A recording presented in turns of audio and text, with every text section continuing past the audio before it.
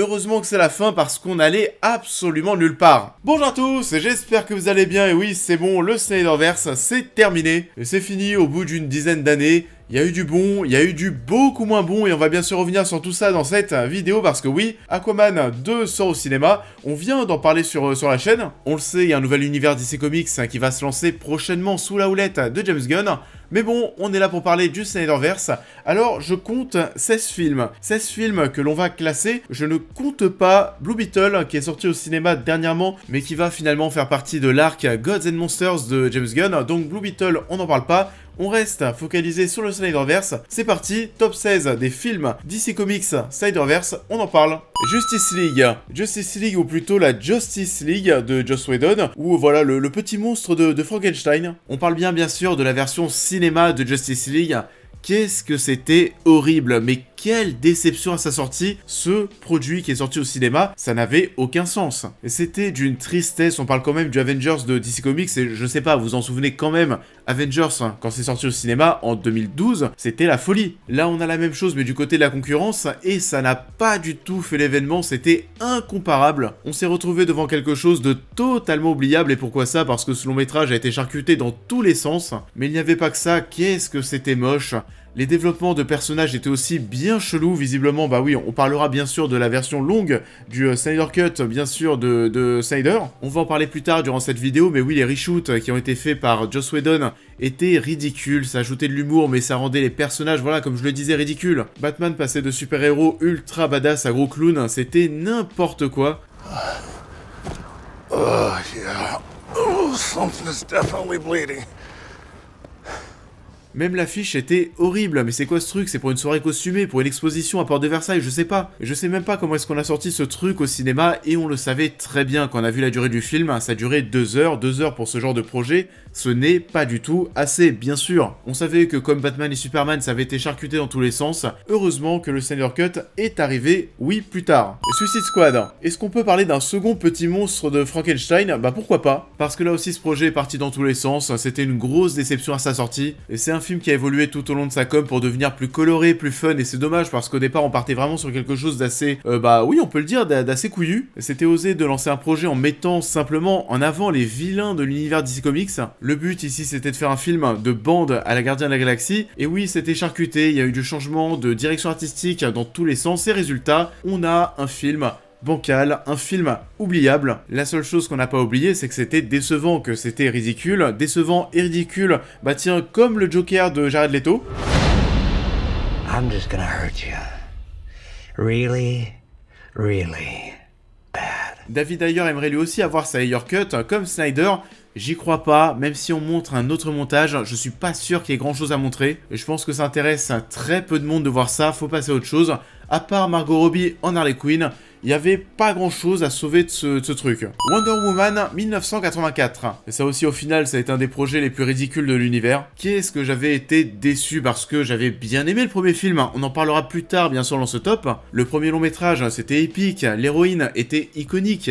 Là, on suivait vraiment l'héroïne des petites filles. On suivait des méchants horribles, surtout Cheetah, même si ça faisait plaisir à côté de ça de voir Pedro Pascal. Les effets numériques et les scènes d'action étaient tellement nazes. La scène en mode course-poursuite sur la route, mais waouh!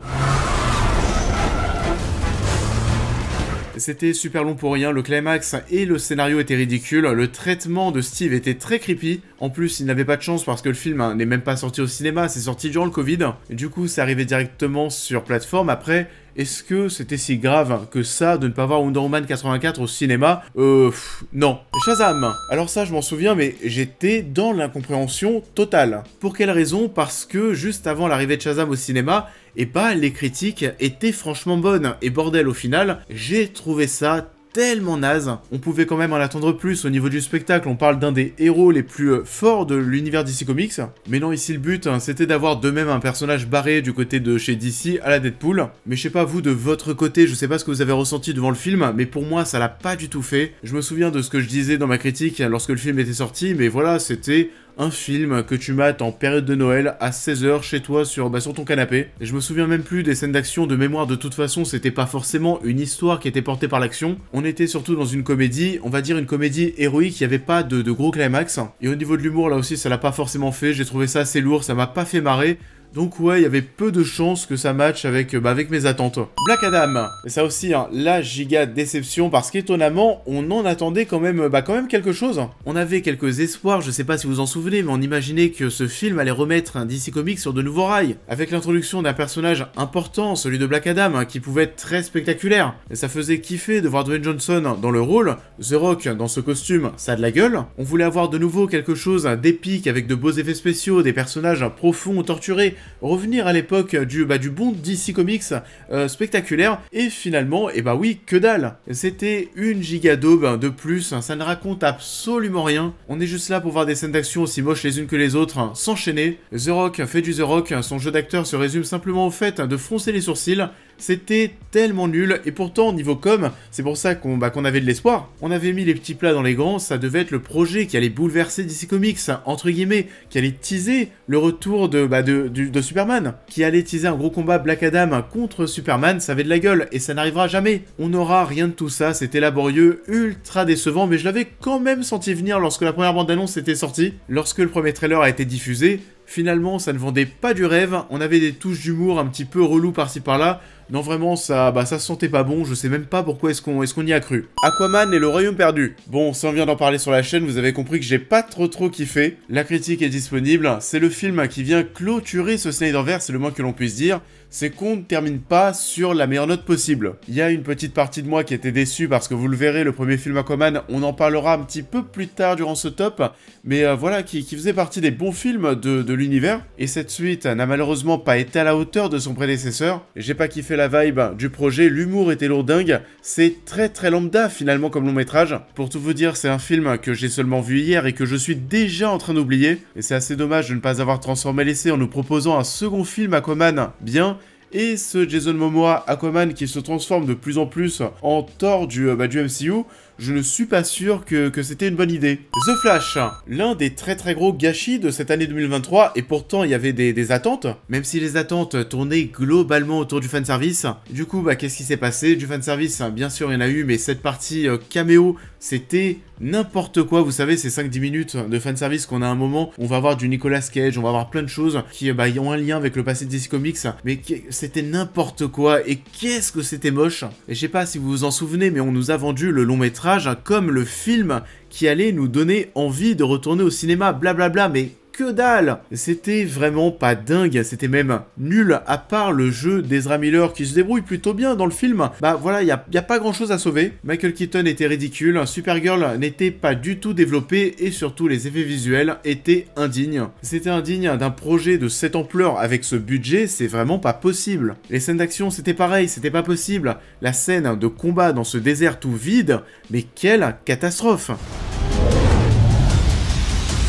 C'est vraiment une des giga déceptions de l'année, que ce soit sur l'aspect critique, mais aussi sur l'aspect commercial, parce que oui, ça va être un des plus gros bids de cette année 2023, donc ouais, The Flash, y a pas grand chose à en tirer de positif, et c'était de loin l'un des pires films de 2023, y a moyen qu'on en reparle dans le flop des films de l'année. Et Shazam, la rage des dieux. On revient déjà avec Shazam avec un petit avis impopulaire peut-être, j'ai préféré Shazam 2 au premier volet. C'est peut-être un petit peu à contre-courant, je vous laisse me dire en commentaire ce que vous en pensez, mais voilà, c'est vrai que c'était un petit peu plus spectaculaire, ça m'a un peu plus fait marrer, mais ça faisait pas tant de mal que ça. Après oui, on était quand même sur quelque chose de totalement osef, on va pas se mentir. L'histoire était prévisible et pas dingue, le héros toujours aussi ridicule, les scènes l'étaient de même, notamment la scène des Skittles, c'était absolument n'importe quoi. Les méchants sont génériques, les caméos étaient fades, mais Wonder Woman, qu'est-ce qu'elle foutait là? Mais vraiment, mais oh là là! Et ça faisait limite de la peine en plus parce que tout le monde s'en foutait de ce projet. Je me souviens que j'avais été voir ce film au Grand Rex en avant-première, je n'ai jamais vu une avant-première avec aussi peu de monde. Voilà, avant-première au Grand Rex, Shazam 2, tout le monde s'en fout. La foule est en délire. C'est incroyable. Donc ouais, c'était pas dingue, mais j'ai quand même passé un meilleur moment devant cet opus que devant le premier. Batman et Superman, l'aube de la justice. Alors, pas d'inquiétude, on parle de la version longue plus tard. Là, on parle de la version cinéma. La version longue, donc, que je considère comme un autre film, on a pas mal parlé depuis le début de Monstres de Frankenstein, on est encore dans ce cas ici. On l'avait sorti en 2016 lorsqu'on est sorti de notre salle de cinéma. on était face à un film déjà malade. Qu'est-ce que ça m'avait déçu lorsque c'était arrivé? On était tout simplement face à un des projets les plus hype de toute ma vie en tout cas. Pourquoi ça? Parce que j'avais bien aimé Man of Steel et son ton plus mature que ce que proposait Marvel. Et en plus de ça, voilà, on avait un nouveau Batman qui arrivait, le Batfleck et sa carrure plus qu'imposante dans les trailers, et finalement, ça a été la douche froide. Malgré de belles qualités artistiques et techniques, les compositions musicales aussi d'ailleurs qui étaient dingues.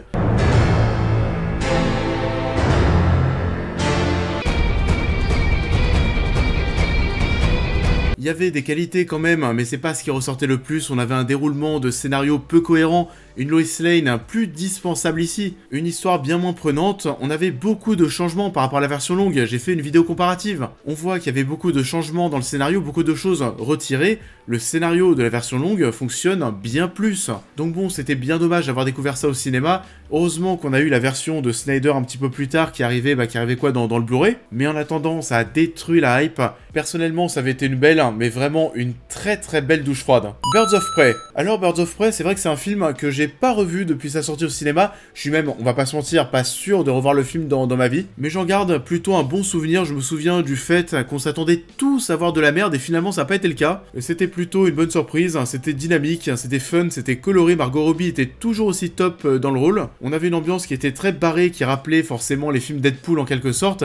Et je me souviens avoir dit même dans ma critique que ce Birds of Prey était le meilleur film Deadpool qui existait. Vous l'avez compris, en gros, dans un genre assez similaire, j'ai préféré ce film Birds of Prey que les deux films Deadpool. Et je me souviens aussi que c'est un des derniers longs métrages que j'avais vu au cinéma avant le Covid. Ça me ramène souvent à cette période assez triste. Mais voilà, en tout cas, c'était pas forcément incroyable et inoubliable. Mais oui, ça faisait le taf pour ce que c'était. Wonder Woman. Et oui, c'est vrai que c'est dommage que sa suite, Wonder Woman 84, n'était pas au niveau parce que ce premier film, c'était plutôt bien. Et je m'en souviens, j'avais passé une très belle séance, c'était très symbolique vis-à-vis du fait qu'on mettait en avant une héroïne féminine, que le projet était porté par Patty Jenkins, une femme qui réalise un blockbuster avec autant de budget. En plus, c'était un coup de poker gagnant parce que ça a cartonné au box-office, les critiques étaient bonnes. Non, vraiment, c'était un super projet, il y avait des séquences qui étaient marquantes, notamment le second acte du No Man's Land.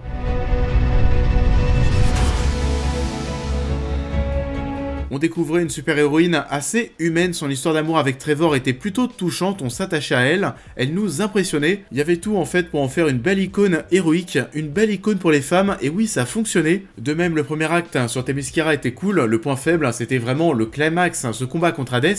Là, on était sur quelque chose de moins inspiré, mais globalement, c'était un bon lancement pour Wonder Woman au cinéma. Dommage que tout se soit cassé la gueule ensuite. Aquaman, ça c'était cool, même très cool, et c'était une période, vous savez, on avait totalement perdu espoir en DC Comics. Pourquoi ça? Parce que c'est le long métrage qui a suivi la version cinéma de Justice League. Et quand on voit ce qu'avait donné Justice League, on se disait déjà que c'était terminé. Et finalement, on a récupéré un petit peu d'espoir avec Aquaman. Les critiques étaient bonnes, tellement bonnes que le long métrage, attention, a passé le milliard de recettes. Il me semble aujourd'hui que c'est encore le seul film, et ça sera du coup le seul parce que le nouveau Aquaman qui vient de sortir, ça fera pas le milliard, faut pas rêver. Et c'est le seul film qui a passé le milliard de recettes, plus que Batman et Superman, plus que Justice League. Ça, vraiment, c'était totalement inattendu. À aucun moment j'aurais pu penser ça, et finalement c'était mérité parce que c'était plutôt bon, ça avait de la gueule. Il y avait des beaux plans, de belles idées visuelles, une bonne découverte de l'univers, c'était spectaculaire, c'était généreux. Jason Momoa était plutôt top et crédible dans le rôle, c'était plus convaincant que ce qui nous avait été montré dans un premier temps dans la version ciné de Justice League, où là aussi, Jason Momoa, Aquaman, comme le Batman de la version ciné de Justice League, ouais, ils étaient là pour apporter un petit peu de légèreté, c'était assez ridicule. On était devant un vrai bon premier film pour le super-héros, et un second bon blockbuster d'action pour le réalisateur, pour James Wan, lui qui avait réalisé auparavant Fast and Furious 7, qui vient du cinéma d'horreur, donc ouais, c'était cool de le voir performer sur un autre terrain. The Suicide Squad. Alors ce long métrage, c'est vrai, il aurait pu finir un petit peu plus haut dans ce top, mais j'ai pas non plus une réelle accroche pour ce Suicide Squad. C'est assez subjectif, et je vous dis qu'il aurait pu finir plus haut parce qu'il y a peu de choses à lui reprocher. En plus de ça, ça paraissait presque suicidaire, c'est le cas de le dire, de relancer un film Suicide Squad après le premier long métrage de David Ayer, mais force est de constater que ça fonctionnait plutôt bien, et on pouvait s'en rendre compte dès l'introduction. Le style barré de James Gunn, fonctionnait, voilà, mais dès le départ, tu rigoles. Pour ma part, c'est vrai que j'ai pas forcément de grosses attaches avec ce climax, avec cette étoile, mais pour le reste, les voyants étaient au vert, c'était drôle. Les échanges entre les personnages étaient fun, Harley Quinn est encore meilleur ici, John Cena est aussi marquant et plaisant à suivre, ce qui nous a donné une série spin-off, un Peacemaker qui là aussi était une plutôt bonne surprise. Il y avait de même quelques idées originales niveau mise en scène, comme ce combat que l'on suivait grâce au reflet sur ce casque. Il y a toute une histoire folle autour de ce projet vis-à-vis de James Gunn en plus. Lui qui a été dégagé du côté de Disney Marvel, qui a fini du côté de DC Comics pour réaliser ce Suicide Squad, qui est revenu chez Marvel Disney pour les Gardiens de la Galaxie 3 et finalement qui est revenu du côté de DC Comics parce que voilà, Disney Marvel, on le savait, c'était bien de revenir pour les Gardiens de la Galaxie 3 mais ensuite c'est terminé. Et le revers de la médaille pour Marvel, c'est que James Gunn nous a livré un très très bon Gardien de la Galaxie et va se charger de préparer et de lancer la concurrence. C'est quand même assez dingue. Donc voilà, c'est vrai que c'était plutôt top et on a hâte de voir ce que va donner James Gunn du côté de chez DC Comics avec son nouvel univers. Zack Snyder's Justice League, le plus grand combat des fans d'adaptation de super-héros au cinéma. Le hashtag Release the Snyder Cut, c'était absolument la folie. Waouh, mais ça a duré tellement longtemps, des années, et ça n'a pas lâché, et finalement le projet est quand même arrivé. Vraiment, moi je vous le dis, au bout d'un moment, je n'y croyais plus du tout. Je me souviens de l'annonce, c'était dingue de se dire que Warner allait lâcher, et que oui,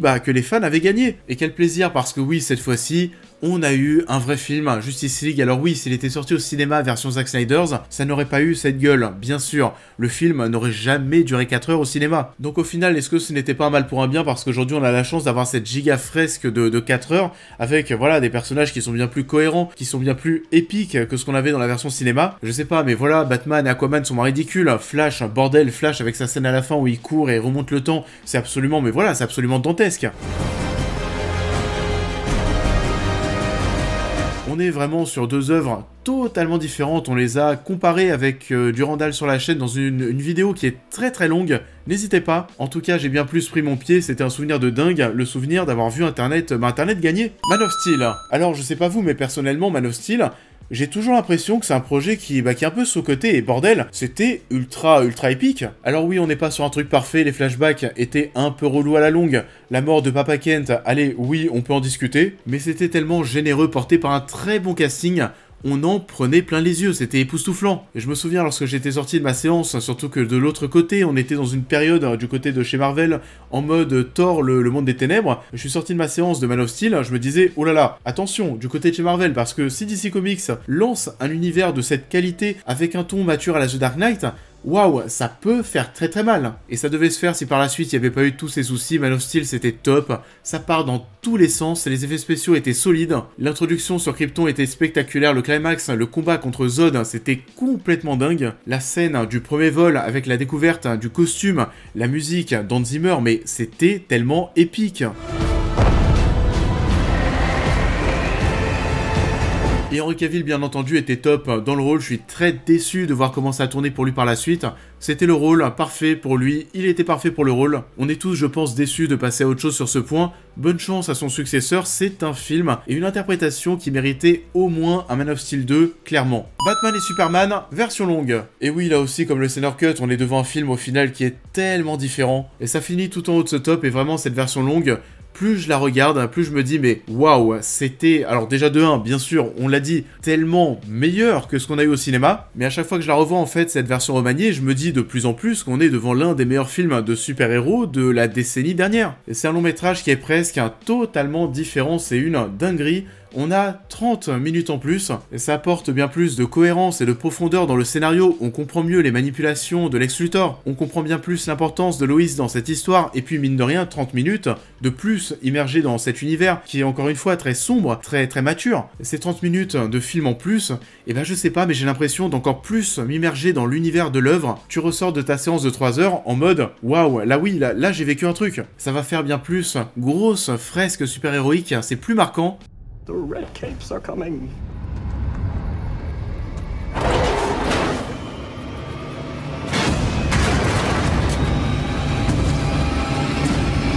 Et pourtant on va pas non plus faire les aveugles, il y a aussi des défauts dans cette version, mais c'est dire qu'il y a eu en fait aucun chef-d'œuvre, aucun film parfait dans cet univers. Je sais pas si on peut en sortir 2 défauts par exemple, c'est vrai que le dernier acte avec Doomsday est un peu plus bordélique et brouillon que le reste, et les espèces de scènes post-génériques qu'on a intégrées directement au film pour teaser la Justice League, ça arrivait mais alors vraiment comme un cheveu sur la soupe, ça n'avait absolument rien à faire en plein milieu du film. Donc oui, c'était pas parfait, mais au final, c'est le film que je prends le plus de plaisir à revoir dans sa version longue. Pour moi, la version cinéma n'existe plus, clairement. Et ça, comme la Justice League, je vous renvoie de même vers ma vidéo pour comparer les 2 versions du film. Et puis bon, pour conclure ce top, je pense que vous l'avez compris, la vision de Snyder, la vision d'origine de Snyder sur ce projet, me plaisait quand même assez bien.